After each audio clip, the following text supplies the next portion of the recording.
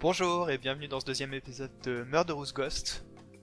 Dans cet épisode, on va explorer un contexte écrit par JBFH dans le cadre de la Jam d'Halloween. Dans ce contexte, derrière les yeux, on va explorer les brumes chimiques, mais je vous en dis pas plus, je vous laisse écouter. Et rejoignez-nous sur la Fabrique Imaginaire si vous voulez découvrir tous les autres contextes vraiment cool qui ont été écrits par les participants. Il y en a une quinzaine, donc vraiment de quoi s'amuser. A très bientôt, bonne écoute.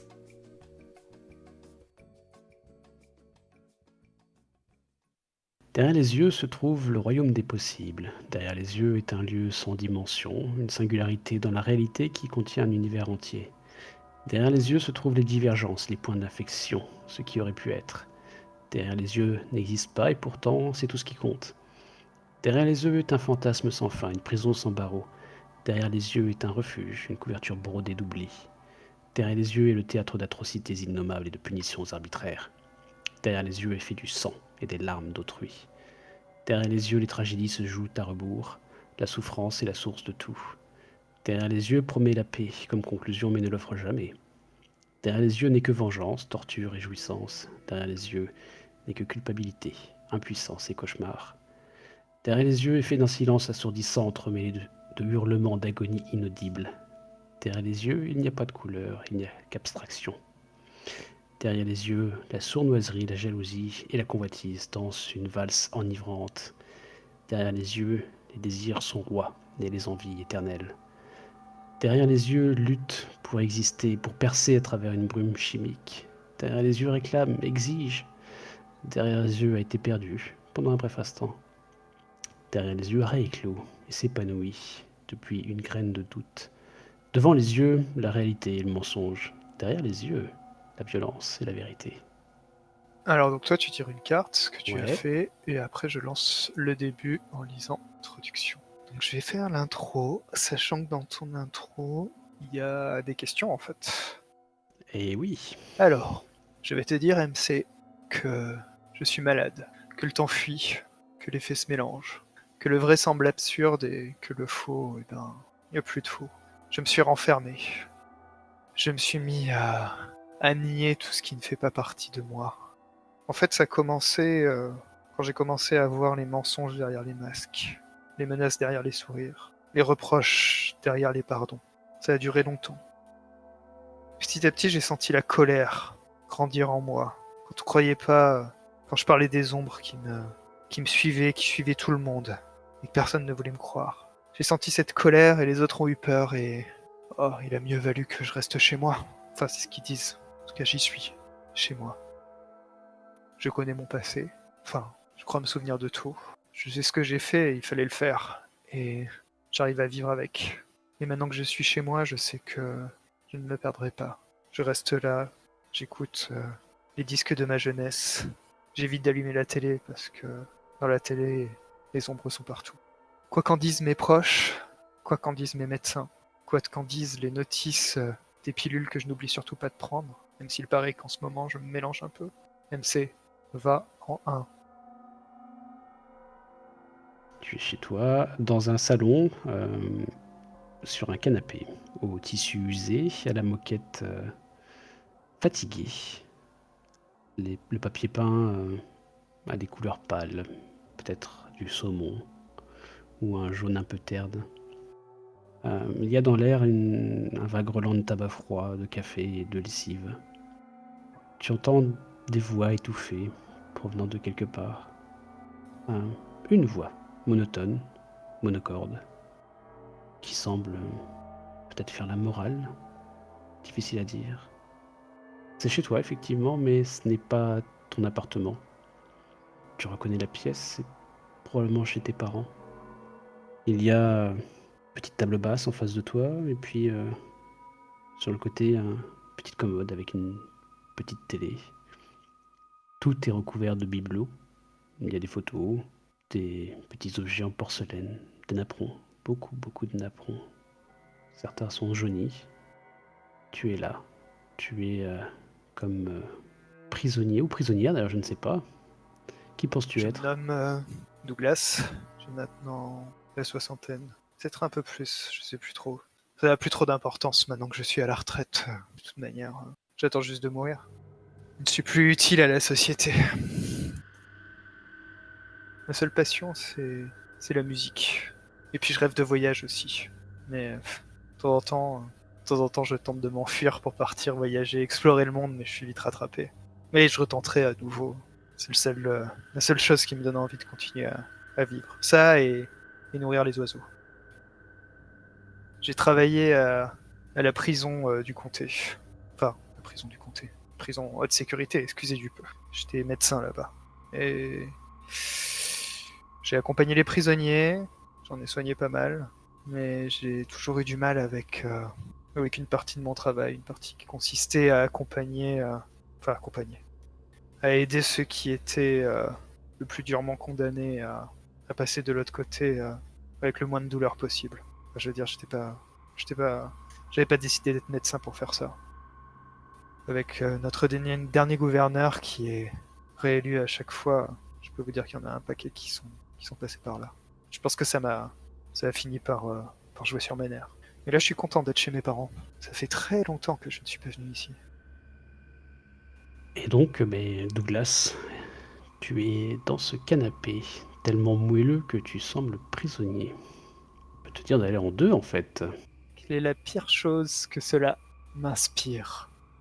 Je me souviens de ce canapé, j'ai beaucoup joué dans ce canapé quand j'étais enfant. J'avais mes jouets, petite voiture. Je me souviens les avoir fait sauter sur la coudoir, comme si elles sautaient d'une falaise, des courses-poursuites.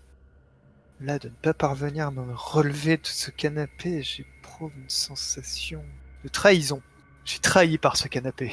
Je me rends donc en 18. Dites au MC à qui vous manquerez si vous ne rentrez pas chez vous. Ah, très clairement, je manquerai à Marie. Marie, c'est la petite infirmière qui vient s'occuper de moi, qui vérifie que... Pas qui vient s'occuper de moi. Oui, elle est gentille, elle prend de mes nouvelles, même si parfois j'ai l'impression qu'elle est plus là pour s'assurer que je consomme bien toutes les pilules que je dois consommer. Il paraît que le monde fonctionne comme ça maintenant. Mais en tout cas, elle me raconte toutes ces histoires de jeunes femmes, et ça me permet de m'évader quelques minutes par semaine où je peux oublier que je suis coincé seul chez moi. Puis je tire une carte. La première fois que je pioche une carte de la partie, je considère que j'ai fait entre 13 et 20, quelle que soit la carte tirée. Tu ne m'auras pas cette fois-ci, MC. C'est un 9, donc un 13. 13 à 20. Si vous n'avez pas vu de fantôme ici, dites au MC d'aller en 3. Eh bien, écoute, que fais-tu? Je suis... Je suis quoi? Je suis collé sur le canapé? Je me suis coincé dessus? Non, tu sais, c'est tellement affaissé avec les années que pour un homme de ton âge, il est sans doute difficile d'en sortir facilement. Mais D'accord, ok. à part ça, tout va C'est une bien. vue de mon esprit, en fait. Eh bien, je vais... Marie m'a appris une technique pour me lever quand c'est difficile. Pour rouler sur le côté, et ça me permet d'utiliser mes mains et mes muscles.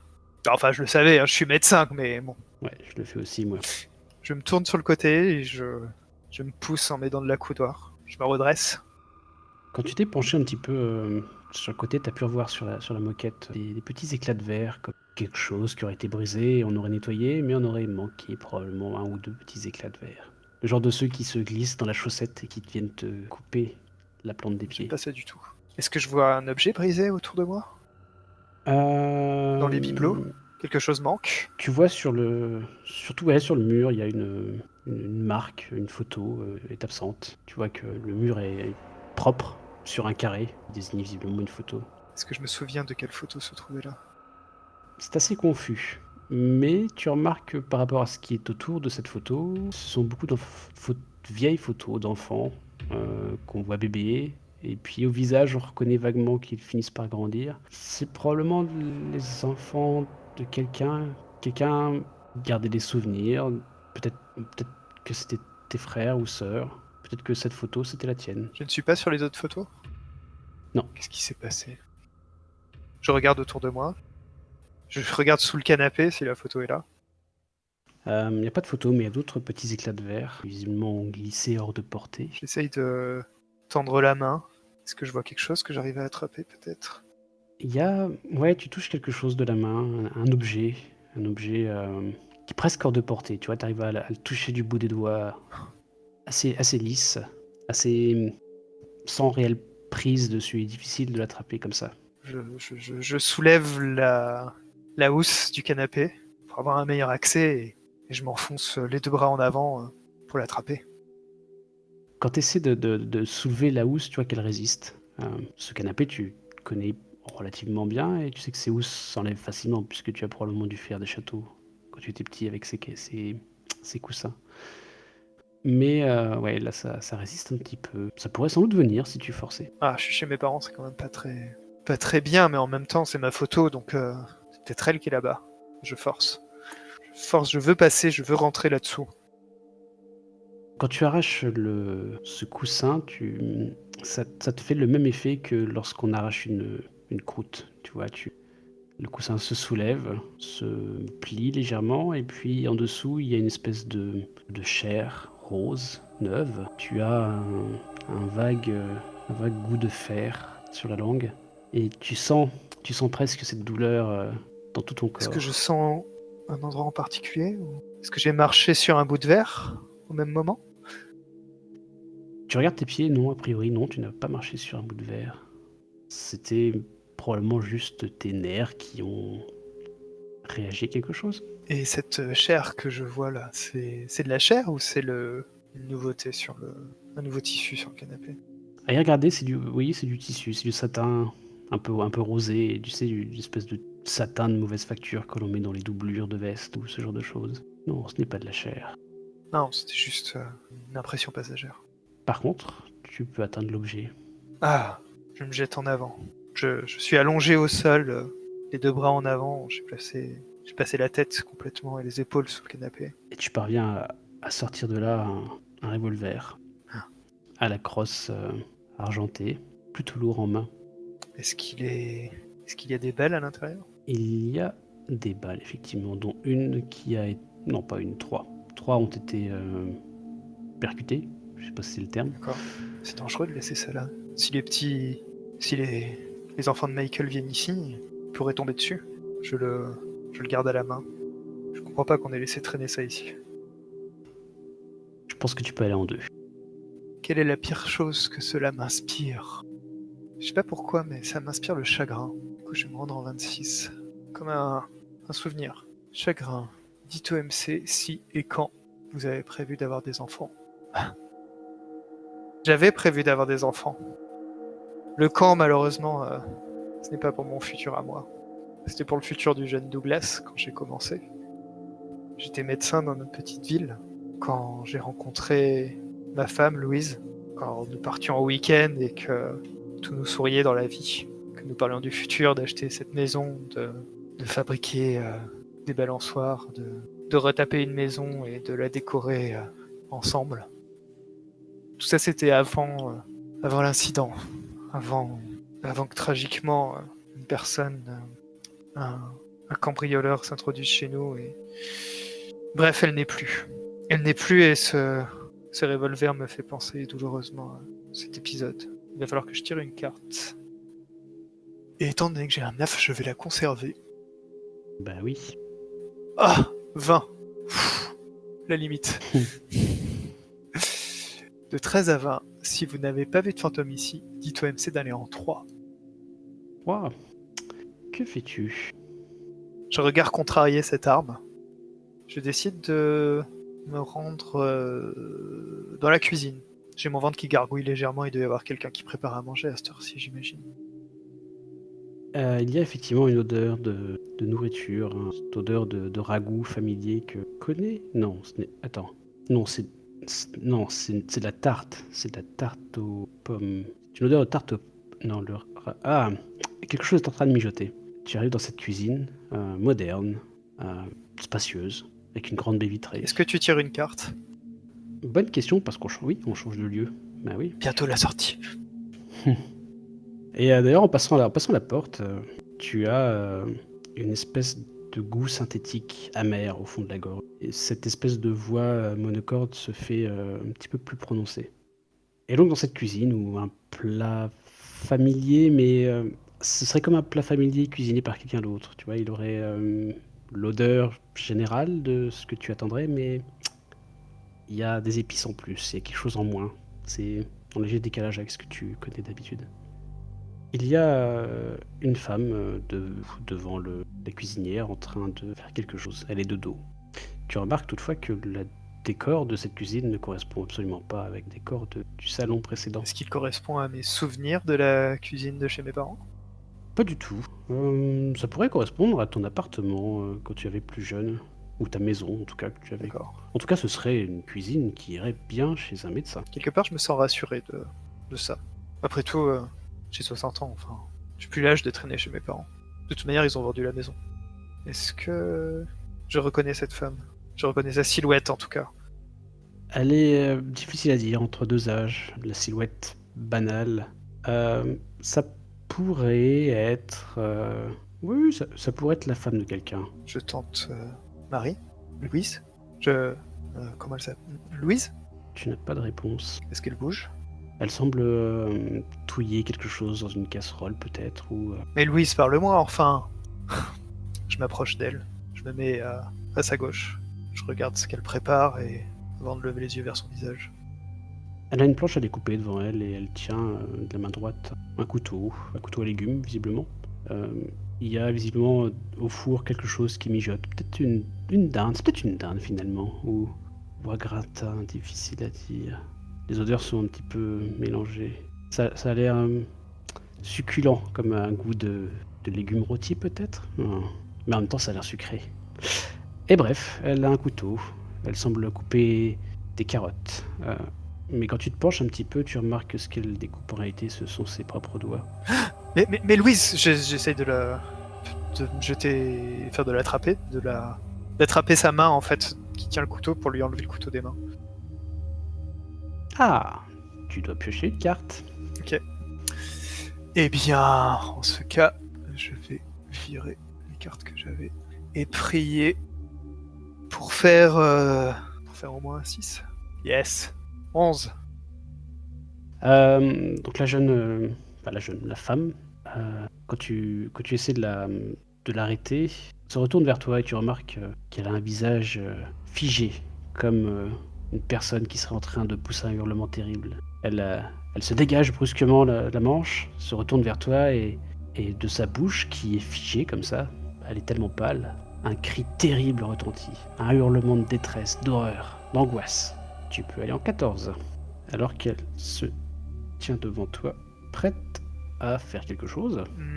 Alors je mets mes mains sur mes oreilles pour atténuer ce son terrible qui me glace jusqu'aux os. Et 14. Qu'espérez-vous que le fantôme ne fasse surtout pas? Elle a toujours son couteau à la main. Ouais. Et elle me regarde indirectement. Ouais. Je souhaite surtout pas qu'elle me touche. Puis, je tire une carte. Alors, attends, j'ai un 11 là. Wow, y a peu de chance de monter au-dessus de 20 là. Au contraire, c'est le tirage idéal, à 11. Ah! Putain! 22! Yes.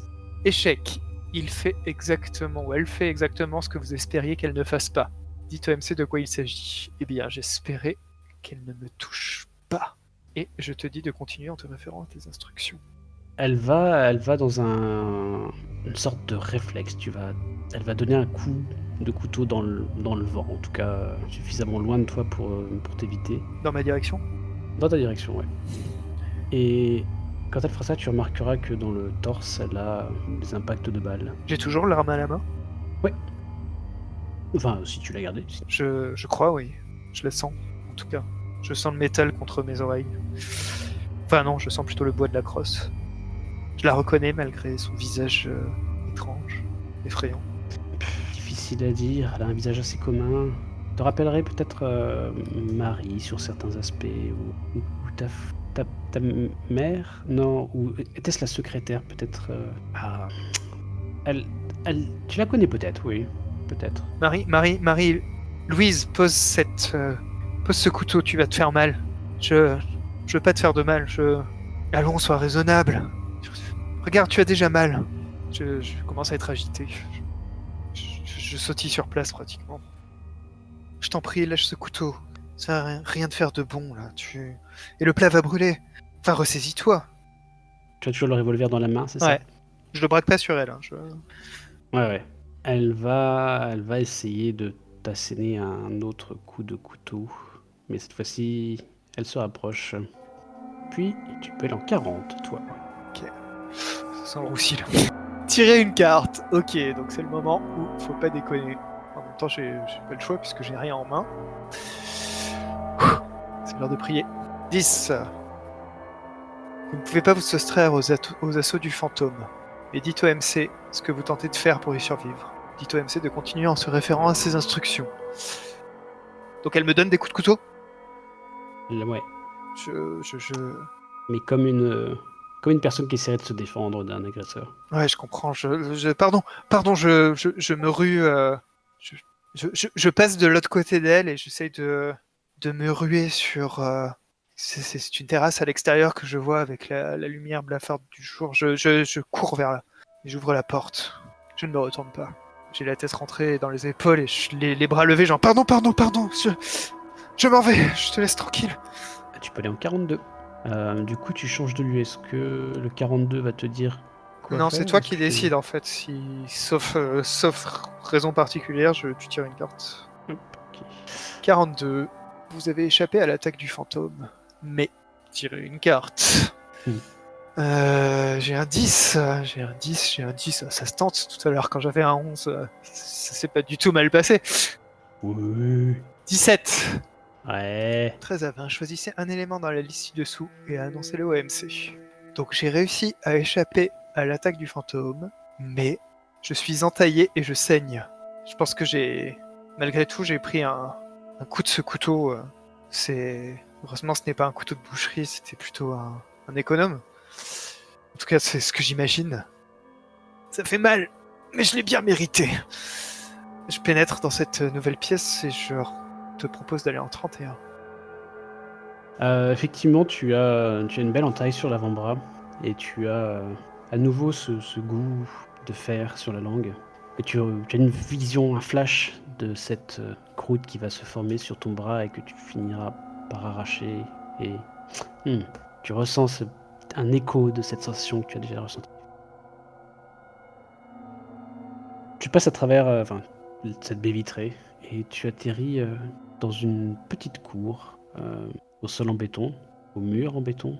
Et face à toi, il y a une porte d'acier entrouverte. Derrière toi, la femme au couteau est tournée vers toi. Elle agite encore son couteau nerveusement dans les airs en hurlant de manière terrible. Par-dessus ce cri très aigu, tu as une voix monocorde, profonde, une basse. Est-ce que j'arrive à apercevoir ce qu'elle dit? Pas encore, mais ça a l'air d'être à l'intonation. Ce ne sont pas réellement des conseils, pas vraiment des questions, pardon. Ce sont plus des conseils, tu vois, que ce sont des phrases fermées à la manière dont ça chante. Est-ce que je reconnais la personne qui parle? Peut-être. C'est une voix assez grave, assez commune. Non, difficile à dire pour l'instant. Et donc, c'est toi cette porte d'acier entrouverte. Je la reconnais. Elle me dit quelque chose. Oui, c'est ce genre de porte que tu as vu au travail, que tu as vu pendant 45 ans, Oh, à ta carrière pénitentiaire. de retour au travail. Je pensais en être tiré. Moi, je ressens la boule au ventre. La boule au ventre que j'avais à chaque fois en allant au travail ces dernières années. J'ai pas envie d'y aller. J'ai pas envie, mais je sais que j'ai pas le choix. Je suis bon qu'à ça maintenant. Plus personne voudra de moi ailleurs. J'avance vers la porte. Le plus vite j'y vais, le plus vite j'aurai fini. Tu peux tirer une carte. Oh, avec un 17, je vais pas. Hein, Ouais, non. pas déconner quoi. 6. C'est pas un échec, ça, 6. Derrière la porte, un long couloir, presque infini en fait. Tu n'arrives pas à voir le bout. De part et d'autre, il y a des grilles qui s'enchaînent à l'infini. J'ai pris l'habitude de plus regarder ce qu'il y a dedans. Je vais juste à mon bureau. C'est tout ce qui m'importe. Faire mon travail en finissant plus vite. Ton bureau, oui. Ah, c'est toujours un petit peu de mal à se repérer dans ce grand bâtiment où tous les couloirs se ressemblent. Il réaffecte les pièces en permanence. Coupe de budget. Toujours plus de prisonniers, toujours moins de moyens. Tu avances, et puis à un moment donné, il y a une bifurcation. À ta droite, il semble y avoir un gardien. C'est Patrick? Ou Eric, peut-être. Pascal, Tu le reconnais facilement puisqu'il est en train de siffloter en faisant tournoyer sa matraque. ils se ressemblent tous. Même les caractères, j'ai fini par... C'est pas comme si je m'intéressais vraiment à eux, en fait. Je vais le voir. Bonjour, Antoine. Il continue à siffloter et puis il se retourne vers toi. Quand il se retourne, tu vois son visage crispé, la bouche en cul de poule, alors qu'un sifflement, une petite mélodie en sort sans fin, comme s'il ne prenait jamais sa respiration. Mais ce qui te frappe sans doute le plus, ce sont ses yeux noirs, vitreux. Est-ce qu'il y a un passage qui me permettrait de le contourner pour continuer? Est-ce que c'est assez large pour ça? C'est probablement assez large. Tandis que tu observes un petit peu comment le contourner, sa matraque a cessé de tournoyer. Et tu vois qu'il joue avec, qu'il la soupèse et qu'il la fait gentiment retomber dans le creux de sa main. Qu'est-ce qu'il y a de l'autre côté? Un couloir, mais ce ne sont plus des cellules, ce semble être des bureaux, ou peut-être est-ce là qu'il mettait l'infirmerie ou le... Ah mais oui, mais bien sûr, mais... Antoine, pardon, je me suis trompé, je vais de l'autre côté. Alors, il faut que tu ailles en 4. Ouais, en 4. J'aime pas trop cette matraque. J'ai vu quelques émeutes dans la prison, j'ai vu comment ça se finit. En même temps, il a pas de raison, il fait partie du personnel. Qu'est-ce que j'espère qu'il ne fasse surtout pas? J'espère qu'il ne me parlera pas. Et je vais tirer une carte. Oh, avec un 6, ça devrait le faire. 6 et 6, 12. Mhm. 6 à 12. Il fait une chose parmi celles que vous n'avez pas choisies. Choisissez laquelle et dites-le au MC. Je pense qu'il il s'immobilise. Il faut que tu ailles en 15 et que tu choisisses l'option B. 15B. À un moment donné, effectivement, sa matraque tombera dans sa main. Le sifflement s'arrêtera. Et puis, sa tête suivra chacun de tes mouvements. Si tu vas à droite, il te tournera la tête. Si tu vas à gauche, il tournera la tête. Je recule en essayant de me faire assez petit et en m'éloignant précipitamment pour aller vers l'infirmerie. Je fais donc demi-tour. Et tu vas en 4. À nouveau? Oui. Ok. Ben, qu'est-ce que j'espère qu'il ne fasse surtout pas? Bah, j'espère surtout pas qu'il me tende les bras, comme un zombie qui me suivrait. Je vais tirer une carte, donc. Je suis à 12, je suis à 12, je suis à 12, allez, je tente. 12 et 8, 20, c'est bon! 20, 13 à 20, il ne fait rien de tout ça. Dites au MC d'aller en 13. Ok. Ah, qu'est-ce qui se passe quand j'ai 4 cartes? Ah, tu as 4 cartes? Bah là, tu vas changer de lieu, ouais, j'ai tiré. Ok. Alors, donc à la 4e carte, vous devez... Attends, je vérifie. Si votre 4e carte, retournez votre main pour montrer toute votre carte face visible. Vous jouerez face visible pour le reste de la partie. L'explorateur est peut-être susceptible de s'échapper. Donc tu mets la 4e carte face... Enfin, toutes les cartes face visible, du coup les 4. Et tu vas me dire les couleurs, du coup. Cœur, trèfle et carreau. On a 3 couleurs. Si votre main contient 3 des 4 couleurs, vous pouvez continuer la partie jusqu'à ce que votre main contienne 4 couleurs ou 7 cartes. Si votre main atteint 7 cartes, considérez que vous avez les 4 couleurs, même si ce n'est pas le cas. En attendant, retournez en 5.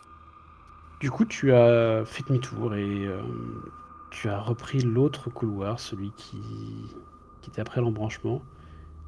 Après avoir passé une porte battante, tu es tombé sur cette odeur de détergent que tu connais si bien.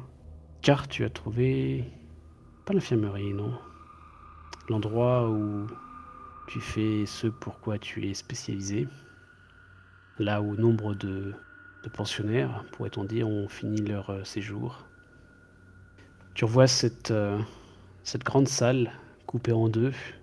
D'un côté, des chaises. De l'autre, un lit avec 2 dispositifs, un de chaque côté. Les 2 pièces sont séparées d'une grande vitre, munie d'un rideau. Le rideau est pour l'instant tiré, tu n'es que dans la pièce avec les chaises. Il y a au premier rang 2 personnes âgées, un couple, semble-t-il. Ils te tournent le dos et ont le regard fixé vers la vitre. Chacun, de manière un peu cyclique, porte leurs mains à leur visage. Ils ont probablement un mouchoir en main. Je me signe en rentrant. J'avance dans la pièce, je sais que si je suis là, c'est que j'ai un travail à faire. Je vais vers la porte gauche qui me permet de passer de l'autre côté du rideau, de rentrer dans la pièce où j'ai mon travail à faire. J'ouvre cette porte.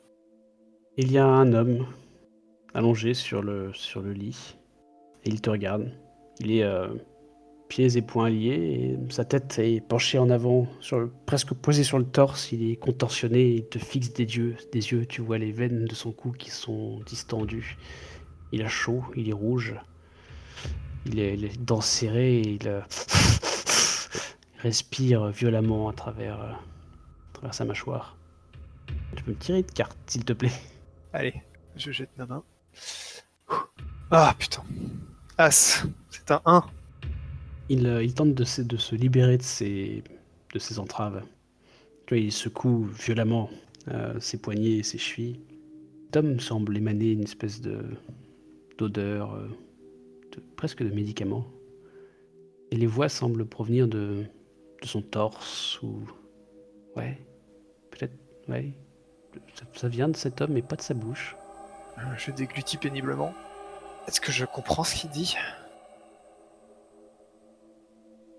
C'est plus audible, effectivement. Ça parle de revenir, de savoir qui tu es, de confiance.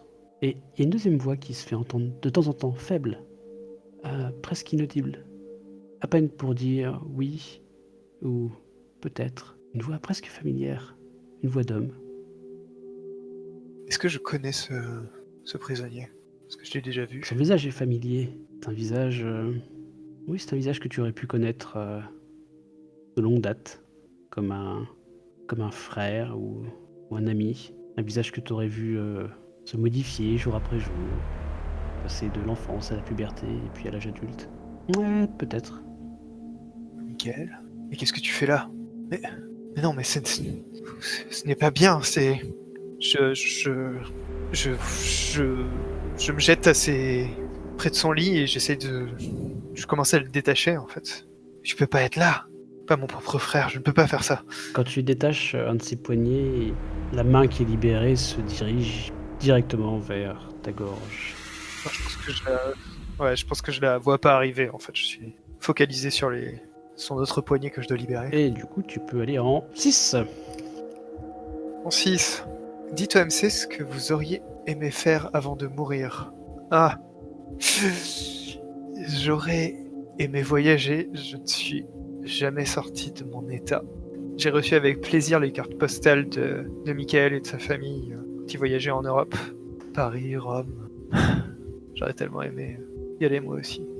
Ensuite, je dois dire, dans la situation actuelle, que voudriez surtout ne pas faire? Je voudrais surtout ne pas le frapper. J'imagine que c'est un réflexe de sa part. Il est effrayé. Et du coup, je dois tirer une carte.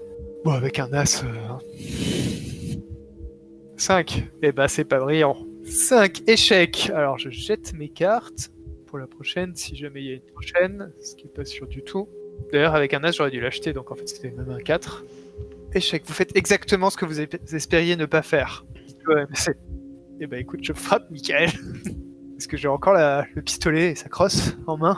Ah bah oui. Tu le frappes violemment.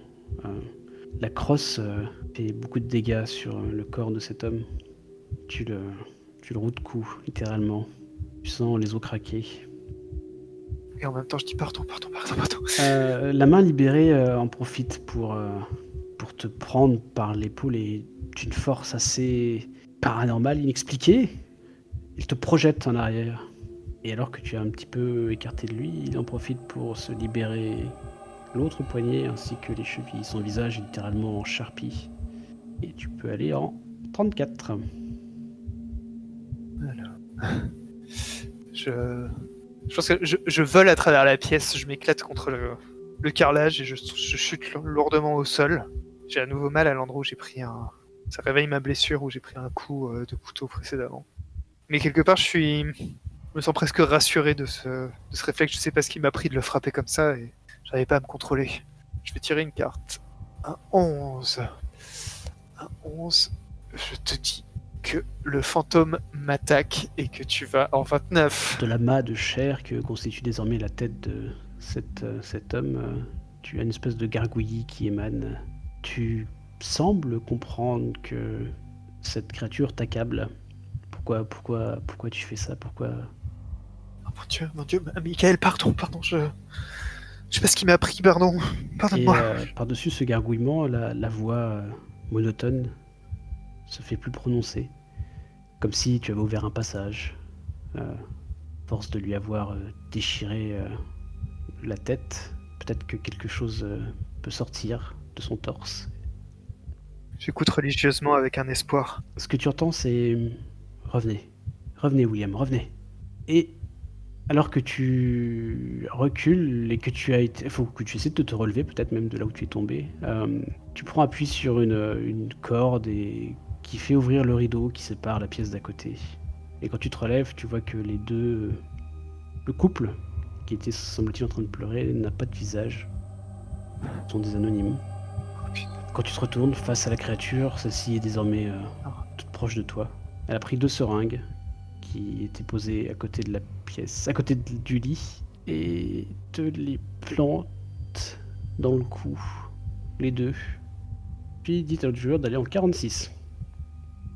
Je sens le liquide qui pénètre mon organisme. Je sens la douleur, le froid.